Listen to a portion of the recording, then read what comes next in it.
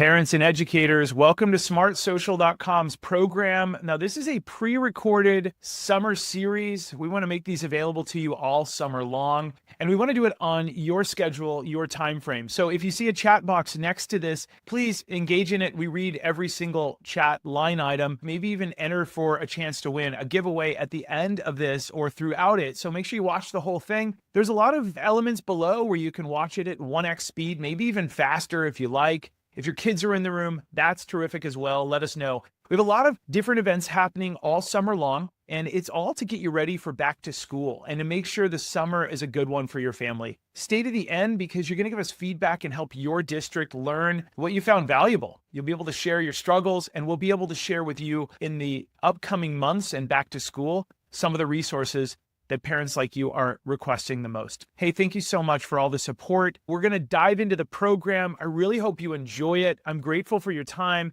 You can adjust using some of the player controls below. Thanks so much. Here we go. Welcome everyone to 7 Steps to Ignite Motivation in Your Teen this summer. Say goodbye to summer screen time battles and watch your child thrive. Thank you for joining us here at Smart Social. We're so excited to jump in to all of these steps of increasing your child's motivation. You are in the right place if you have a teenager who spends too much time on screens and lacks motivation. I think we all have teenagers who lack motivation. Even if we have a teenager who is generally very motivated, they all have those moments where they are not motivated. Maybe you have to constantly ask them to get off their screen, or they tend to get sucked into video games. They all have those things that tend to pull them in. So if you're excited to learn some new steps about how to support, inspire, or ignite your teen, you are definitely in the right place. So we hope that you're willing to learn some new things and learn how to do some things differently. We have some great ideas to help you to learn how to implement some new ideas and start some new conversations and try things a little bit differently today. So we hope that these things will make your summer a little bit easier and hopefully eliminate some of those arguments that you might have with your teen.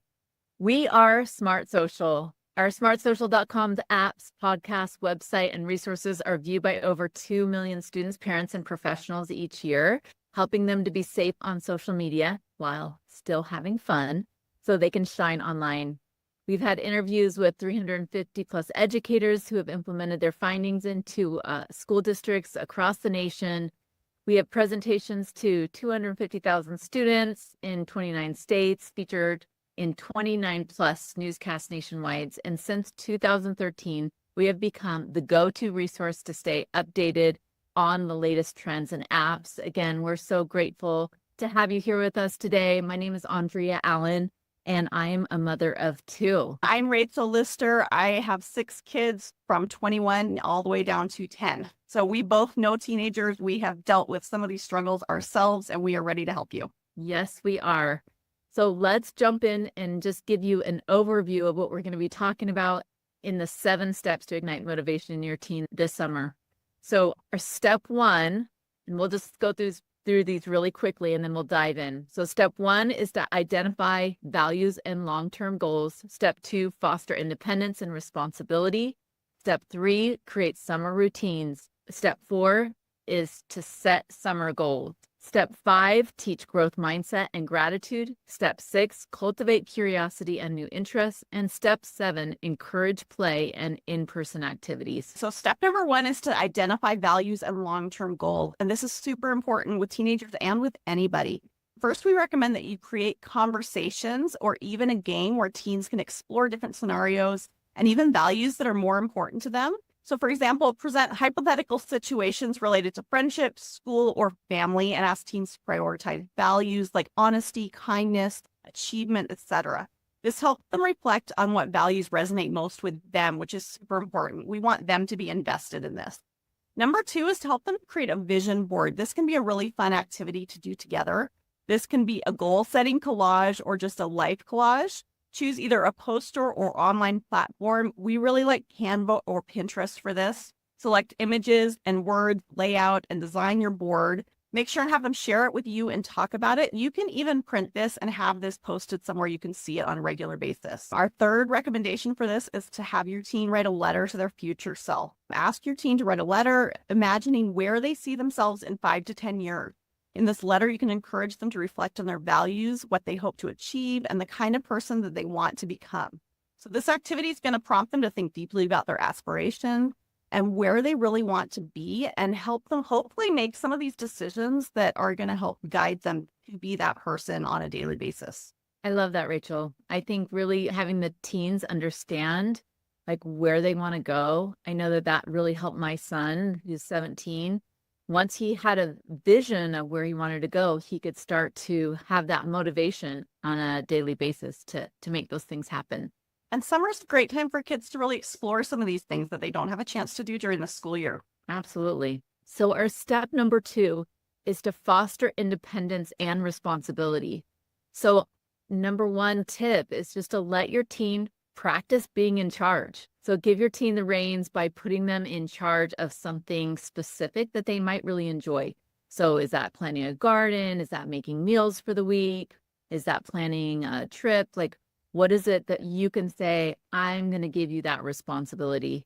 And I know, Rachel, you do stuff with your kids around cooking, right? Yeah, so we have a lot of people in our family, and I'm not going to cook dinner every night. So each of my kids, we conveniently have people that can cook dinner every night. My last two are younger, but they're twins, and so they combine. But we have people assigned, and each of them take a dinner night, and they're in charge of planning it. They'll tell us what ingredients they need, so they can't necessarily all drive to the store, and they're in charge of everything from start to finish, and they have to cook dinner for the night. I love that. That's amazing. Our other tip is a no nagging day. Gosh, wouldn't that be nice for us as parents to be like, okay, I am off duty. I am off duty on the nagging. So this is choose one day that parents are not allowed to nag their teens. They still have their rules and boundaries, but on this day, they get to practice independent and natural consequences, right? So everything's still in play, but once you get into your routines and things, you can practice that independence. So we can just take that day off and see how it goes. Number 3 is advice asking. We're going to ask our teens now for advice and guide them through problem solving skills. So you could ask a question like, what do you think we should do?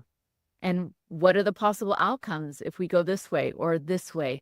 Let's think through this a little bit. What are the positive and negatives of going in this direction? So instead of us taking charge all the time, maybe we can incorporate their advice and them thinking through those things. And I don't know about your teens, but mine love telling me what to do because they always know what to do. So if I ask them for advice, they are more than happy to give it. Yeah, I love that. And that really creates a better connection, I think, with our kids when we start to do that. Okay, so step number 3 is to create summer routines. And I think this is so important because kids are used to having routines. And when we get into summer and all of a sudden there's no routine or there's a minimal routine, it throws everybody off. And it's really easy to fall into, let's just be on screens all the time. And that can put everybody in a funk really quickly. First, let's create a family schedule. And you can do that by creating and displaying your family schedule in a clear and easy to read spot that your family can see really easily. This way, everybody can see who needs to be doing what, where, and when. You can make it creative, age appropriate, and fun. This can be either a digital calendar that's posted somewhere. I like to post mine on my TV sometimes as like a screensaver, or you can post it as a printed one. We also have a dry erase version. So find something that works for your family and put it somewhere that is visible. The second one is a personal schedule. Have your team create their own personal daily schedule and have them make sure that they've carved out time in 5 areas: physical, mental, educational, growth, and social. And it's important that they have some say in that. Otherwise, they are not going to be invested in it. And I think we all know that. If they are not in charge of that, it's just going to be something they set up and they are never going to stick to. Number 3 is track and reward. Help your teen create a way to track their consistency and come up with rewards when their goal has been met. So I think this, for me, I've got older teens and younger tweens. I think for my older kids, I don't necessarily always reward them, but I help them set up rewards for themselves. So they have jobs, they have their own money, and I've helped them figure out ways that they can reward themselves. If they worked hard, they can set goals for things they want to buy for themselves. So it's not always me rewarding them, but I've helped them find things that they can save for or reward themselves with. They're in the habit of rewarding themselves. I think even as adults, like it's good to reward yourself sometimes when you worked hard. My younger kids, we might like go out to ice cream or something if they've done well with stuff or they've done their chores or something like that. But I think it's always good for us to get in the habit of building those fun things into our routine. And so it's good to do that as a family. And we have a few recommended apps too. You'll get these at the end, but we like Google Calendar and Todoist. And there's a lot out there that you can always find one that works for your family. Yeah, that's great. Those are important, those schedules, right? Keep us on track. Number 4 is to set summer goals, right? So we have our routine. We're feeling a little bit more independent. We understand our goals and our values and long-term goals. So now we're going to set these smaller goals. Our first tip is to make these what we call SMART goals. So really have your team use that vision board to help them connect back their values and their goals, and to create these smaller goals, which we call SMART. So that means specific, measurable, achievable, relevant, and time-bound. Okay, so we're going to make these SMART goals so we understand, and you can teach them about what that means. And then we're going to break them up from larger goals to smaller goals. So we can set a couple large goals, then move them into what does that look like on a weekly basis? What does that look like on a daily basis? How do we move towards those goals? And of course, we're going to track. We're going to track those goals. We're going to decide on a way to track them. Again, there are so many apps out there for your kids. They're fun. They have some gamification to them. So there's Habitable, Strides, Trello. So do a little bit of research. We'll provide some of these recommendations to you, but make it a fun way to track these goals. And of course, just like Rachel was saying, when we think about our routines, we want to celebrate those goals that are achieved. And again, the small goals, the big goals, we want to celebrate that and talk together as a family about us achieving each of those goals and setting that example also, like how are we celebrating our own goals in front of our children? So I have to tell you a really funny story that happened this summer too, actually, because my teens got really frustrated with me. We were giving them chores, and we all know that chores get undone really fast. Like if you say clean the kitchen, it's going to be unclean again, like the next day. It's never going to stay clean. And so my teens got really upset with me. They're like, you say clean the kitchen, and I don't know what that means because it's going to be unfinished. And so they were really upset because the goals I was giving them were not measurable. They were like, when you say clean the kitchen, what tasks does that involve? And so I had to be a lot clearer in the tasks that I was giving them. They're like, I have to do this, and then I'm done with my stuff for the day. And instead of me saying clean the basement or clean the kitchen, they wanted to know specifically, what do I have to do to be done? Because as a mom, I'm looking at going, well, you clean the kitchen and you clean the basement or you do all this stuff. And I'm used to things happening on a revolving basis, that things are never done. But as my kids, they wanted an end goal. And they were really, really frustrated with me. And we had to like work through that and give them like, this is what you clean and this is when you're done. That is such a great example of, right, that being measurable and achievable, right? A kitchen clean is not achievable if it's on dirty. So that's such a great example. Thank you. Why don't you take us to step 5? So gratitude and growth mindset. This is a really big one, especially as we go through summer, especially with some of these older kids. I feel like a lot of them struggle with it. One is nightly highs and lows. Every night, check in with your teen and share with each other your highs and lows of the day.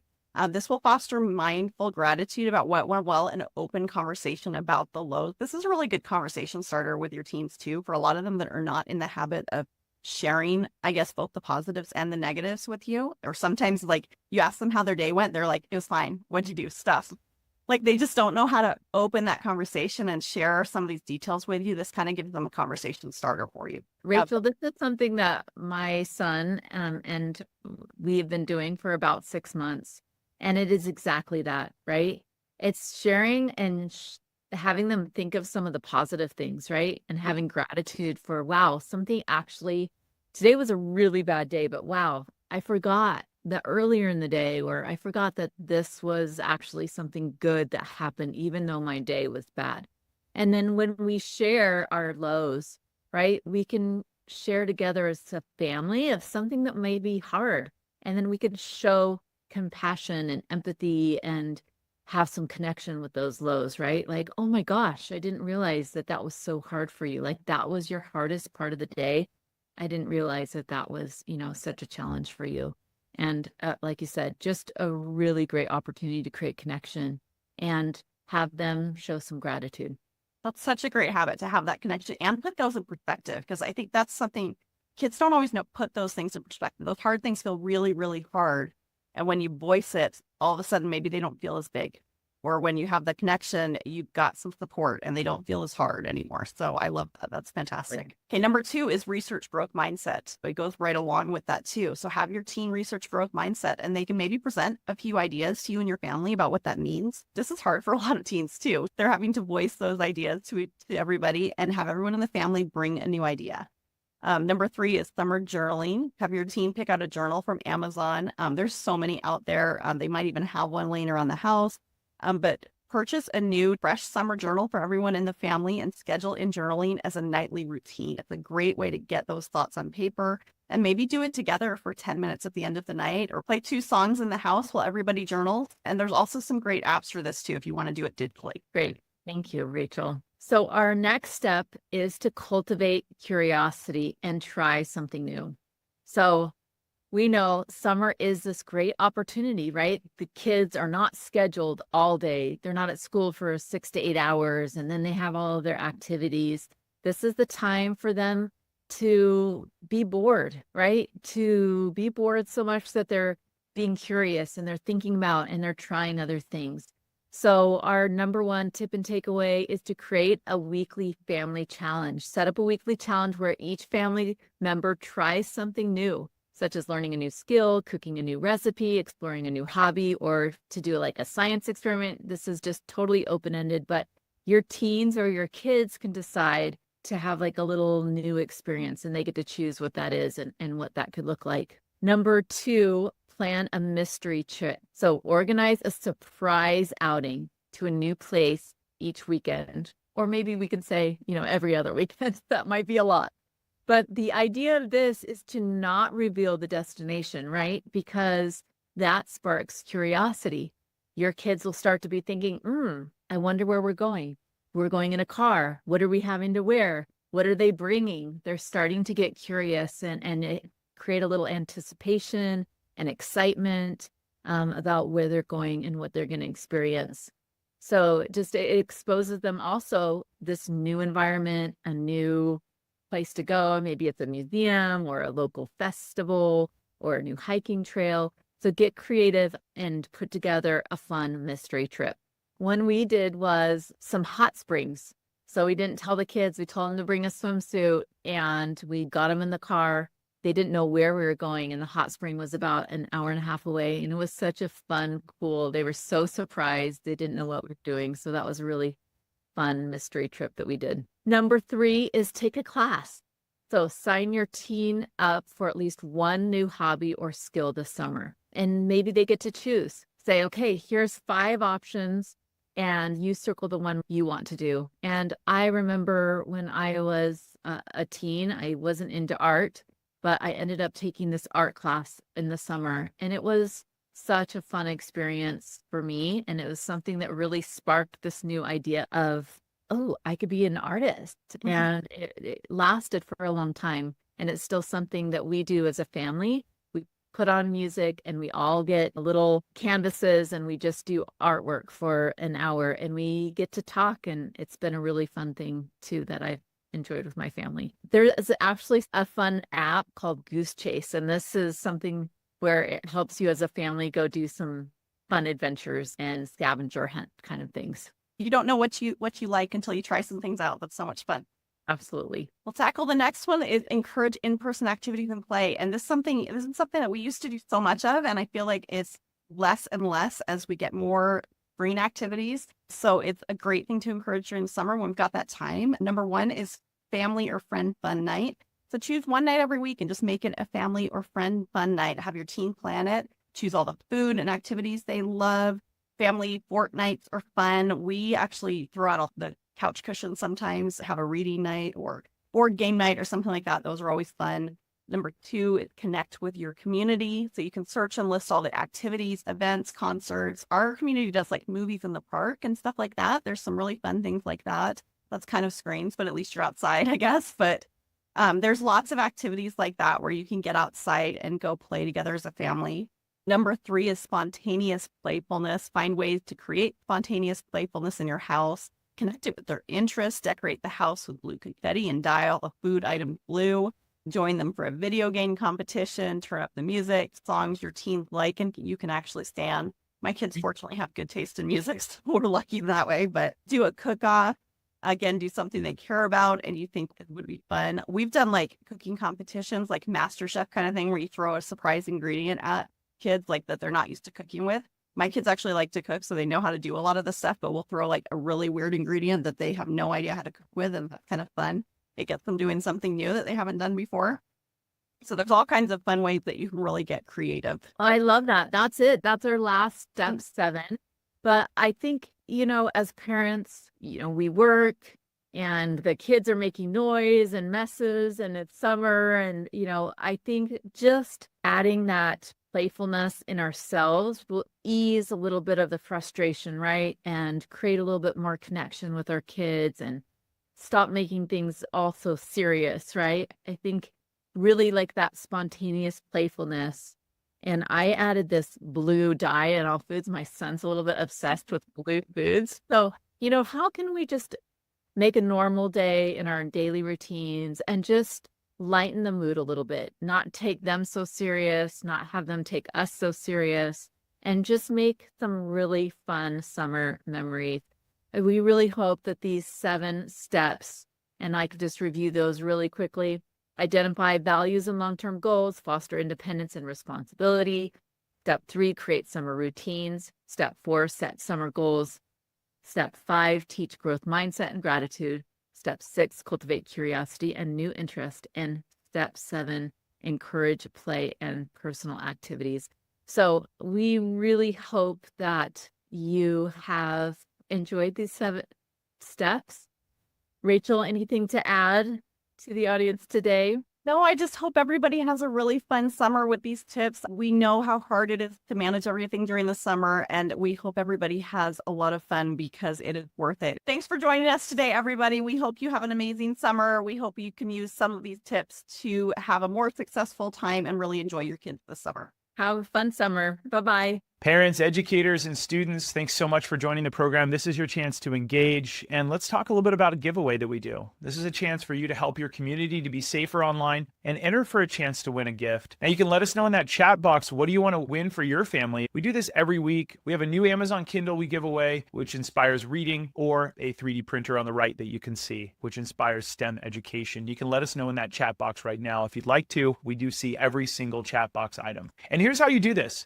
You visit smartsocial.com/find, and you can do that from your mobile phone, parents. This is a parent thing. You register/log in and fill out our feedback form. This is just for parents to do. Or you can scan that QR code, parents, and you fill out our feedback form to enter for a chance to win our drawing every Friday. If your district isn't currently a partner, you'll see a message on the page. Just click that big, beautiful button you see right there and send them an email. This also enters you for a chance to win a prize every Friday. And this is what that might look like. Hey, it looks like your school district's partnership expired, or they don't have one, or something like that. If you click that big button, it emails us, and you can put your principal in there or whoever else, if you know your superintendent, bonus points. But this is your chance. You'll land on a little page that looks like that on the right. Now tell us what you've learned from the event. I learned this. I learned that my students and I, or my teen and I, can work together on this. I should play video games with them more. I learned this. And then what social media safety topic does your family struggle with? We use this to plan our next topic. So fill out that page, spend a moment. This helps the school district to go, whoa, this was valuable. And again, help us out a little bit. If there's a landing page and a next step, take a look at that as well.